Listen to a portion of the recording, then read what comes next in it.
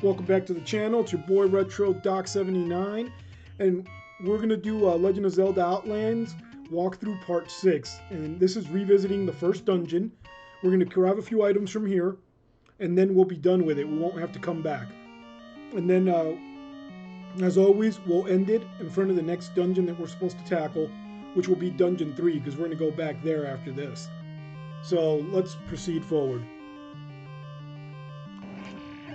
Now, you'll notice we're really powerful compared to last time we were here because we have our second iteration of the sword. Now, that being said, you still want to be cautious because the first two items, not too difficult to get.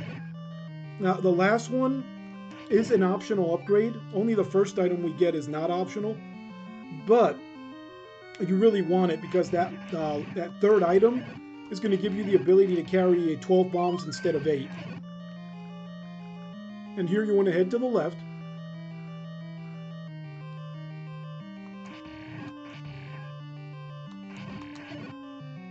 And you really don't have to take these enemies out. I'm just doing it to get more rupees, to avoid farming for rupees later on in the game. I've already subjected you guys enough to farming.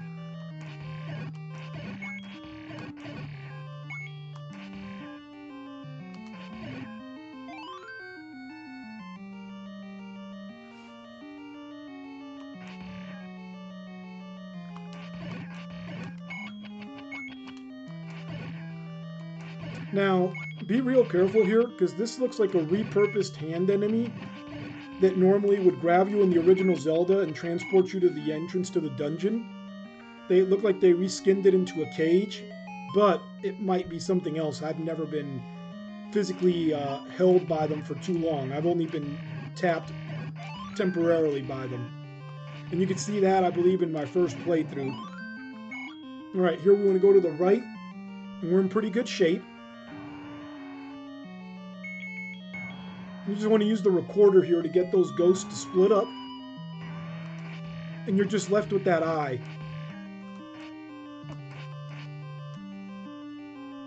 Oh wow, it took actually 2 health per hit.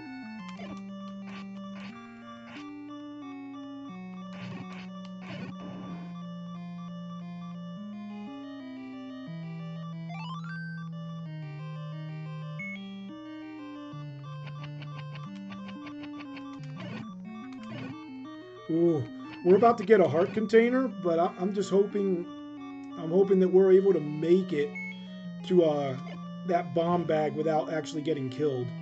Here you just kind of want to push in past the door, but not too far. These spike ball enemies are all over the room.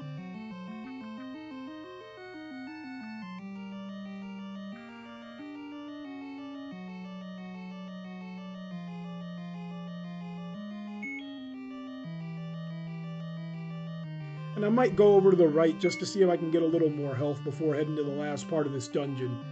It's just a real perilous area. A fairy would be phenomenal right now. But if that's not possible, at least some heart containers. And we got nothing.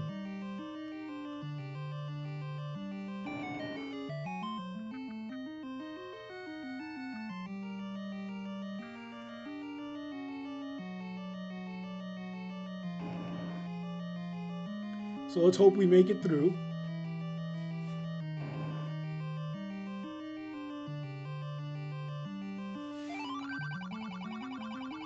You look tasty. So let's just do the diversionary turkey leg and throw that out like we're at the state fair. And get rid of that moblin. And this is where it gets all hectic. Oh man. If I had the large shield, it would be easier, but... Oh, that fairy is a godsend if I can get her. And we got a heart container. Oh man, it's getting dicey.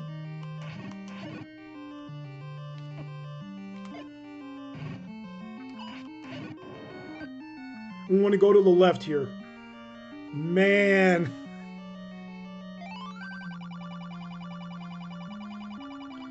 And thanks Zelda, she stitched that larger bomb bag and took 100 rupees. I mean, I'm not a seamstress, but I don't know if making a larger bomb bag is really worth 100 rupees. Maybe it's a good deal. It's probably made out of leather, but if it's made out of cloth, that is not the business. Oh man, it respawned the enemies. I wasn't ready for that.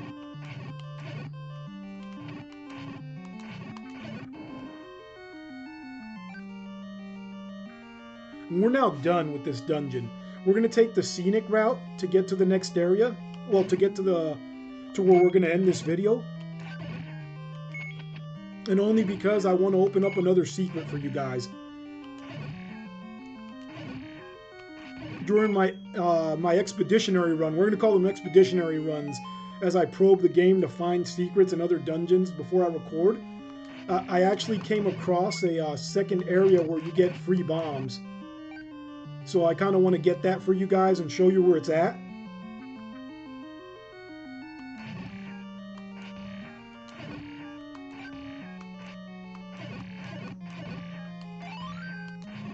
And once I find all the secrets and I complete the game, I'm actually going to upload as I said, a map of the game with all the locations of everything I found. It's just an overworld map that I've taken the paint program or whatever it's called and just written some letters on there to show where I found everything, and I'll obviously make a legend.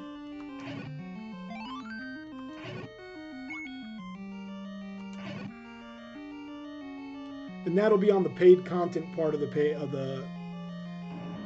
game. I still haven't put up a Patreon, but I will be doing that. On the Patreon, I will be able to use more adult language if you guys want. I'll have uploads that you don't see here.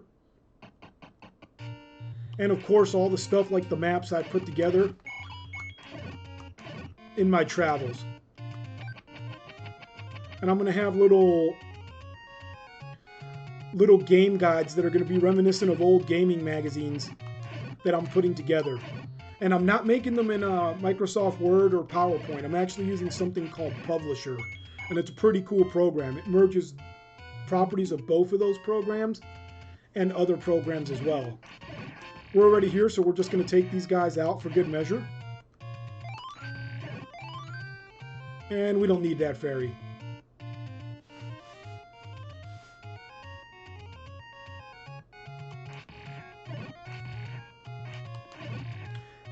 And if anybody knows what the limit on the rupees you can hold on this are, let me know. Put it down below in the comments.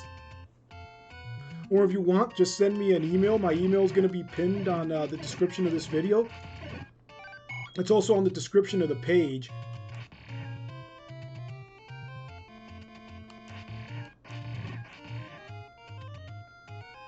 And if you don't want to do any of that, just remember retrodoc79@gmail. It was up here. There it is.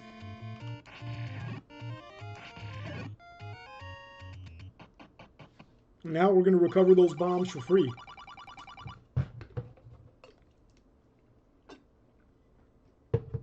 There went some water spillage. Got the control. Let's wipe this down a bit. And we could just go back up the old way to get to the third dungeon, but let's take the scenic route here. Show you guys a little more of the game.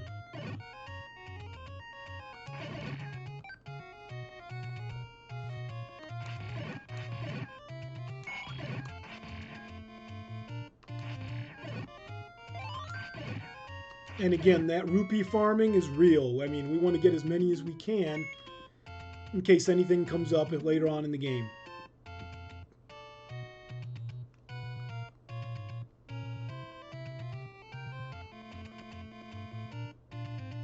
We're just going to go past these guys.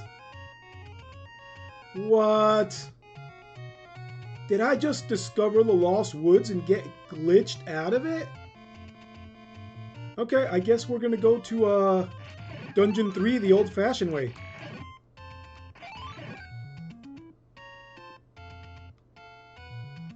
Wow, I guess we discovered the Lost Woods in this this part. I thought I was going to find a way that way, but to get there, but I guess not. If anyone knows, let me know. Is that in fact this game's version of the Lost Woods, or was that just a glitch?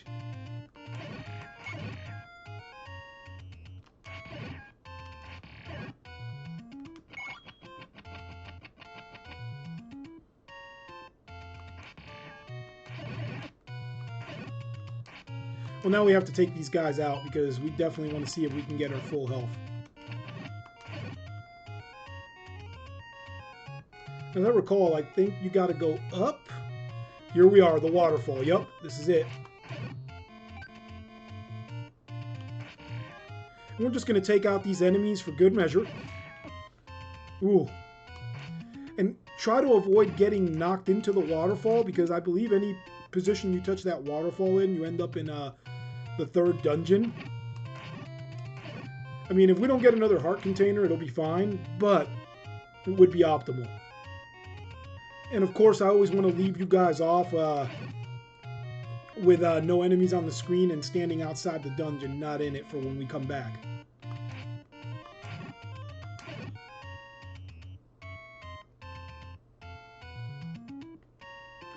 Okay, and that's going to be the end of our walkthrough of Legend of Zelda Outlands Part 6. As I said, if you enjoy the content, please consider subscribing. It helps out the algorithm and the channel. And thanks everyone for the support, guys that are subscribed, and even the guys that aren't. You guys and girls are watching the stream. Thank you. Until next time, it's been RetroDoc79.